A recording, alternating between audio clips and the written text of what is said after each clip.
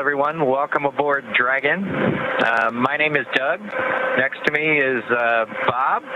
You probably know him.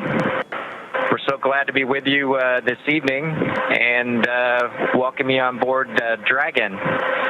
Got a couple things we want to talk about first before we kind of show you around. The first is kind of a tradition we've had over the years with spacecraft going way back to the Mercury era. And then a tradition that's been carried on ever since with all our space vehicles, including the Soyuz.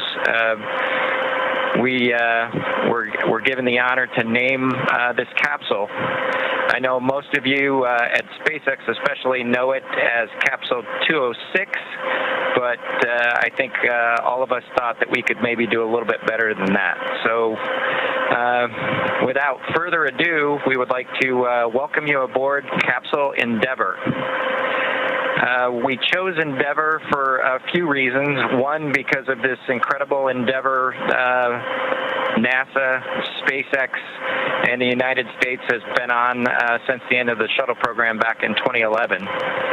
The other reason we named it Endeavour is a little more personal to Bob and I. We both had our first flights on Shuttle Endeavour, and it just meant so much to us to carry on that name. That's what we decided to go with. So we hope you enjoy that name, and once again, welcome on board. Well, good evening, everybody, and welcome aboard Endeavour, the SpaceX vehicle headed to the International Space Station. Today, we accomplished the first flight off the Florida coast in quite some time, and Doug and I were really proud to have an opportunity to be a part of that. We're doing it in a brand new spaceship, a spaceship that's a lot different than its namesake Endeavour, the space shuttle, in that it has touch display screens that allow us to accomplish most of the interfacing requirements that we have. We'll have Doug pans over and points at the display in front of me. You can see the forward view that we had during the maneuvers that we most recently did. You can look out the window. It looks like the centerline camera doesn't have a lot of content on it now. We're kind of pointed into space so that the windows can see the Earth below us. But we've got the capability to interface with the vehicle, and it's kind of interesting. There's a command. This little button over here is actually what the commands are for our displays. One thing that does get lost is there is a extensive button panel down below as well. So over on this side, we can turn the displays on and off, as well as send some commands for some contingency situations. On the other side, we have the ability to deploy chutes and things like that on entry. So we do have some buttons, but the primary interface is these displays. So nice, new, modern cockpit that we've got for our compared to our namesake, the Space Shuttle Endeavour. I'm going to migrate a little bit away from our seats here, and Doug from his seat is going to continue to try to follow me so you can tell what can be seen from the seat that he sits in. So from his seat, when he is inside in the vehicle, strapped in, this is what his view actually looks like. You can see a window off to the one side. We each have a window that we can view out and see what's going on outside. That was exciting on ascent for us to be able to see the arm rotate away from the pad, and that's when we both, I think, knew that we were going to launch today. So that was super cool. I've got one on my side as well. The hatch that we came in is the hatch that's right behind me. It is a little bit of a tight quarters, but I'm going to try to demonstrate some of the capability that we have now that we're in zero gravity.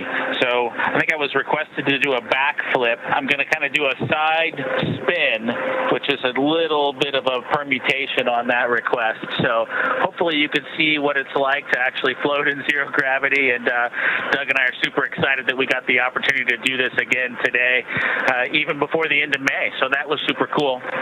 We did, it turns out, end up with one stowaway on board our vehicle when we launched today. It was not just Doug and I who accomplished the launch here. We do have an Apatosaurus aboard. We both have two boys who are super interested in dinosaurs. And we collected up all the dinosaurs between the two houses, and Trimmer, the Apatosaurus, got the vote from the boys to make the trip into space today with us. And so that was a super cool thing for us to get a chance to do for both of our sons, who I hope are super excited to see their toys floating around with us on board. I'm sure they would rather be here given the opportunity, but hopefully they're proud of this as well.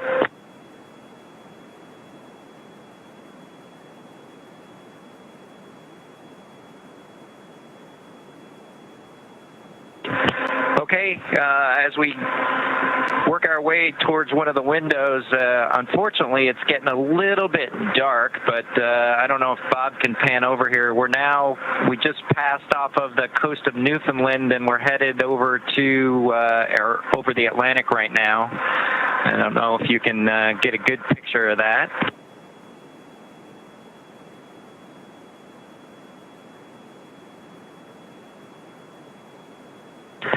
Anyway, hopefully you enjoy that view as we pass over the Atlantic, and I think with that we will work ourselves back into the seats and wrap things up for this evening.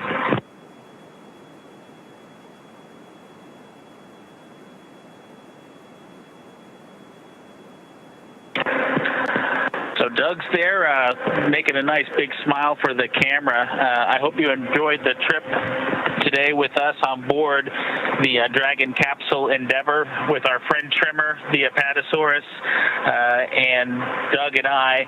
We just would like to thank SpaceX, we'd like to thank NASA, and we'd like to thank the American people for the opportunity today. And we're really proud of the entire team that was able to accomplish human spaceflight again from the Florida coast. Just a wonderful experience. Doug and I are just so proud to be a part of it, and just want to thank everybody who gave us this opportunity and worked so hard to make this happen today.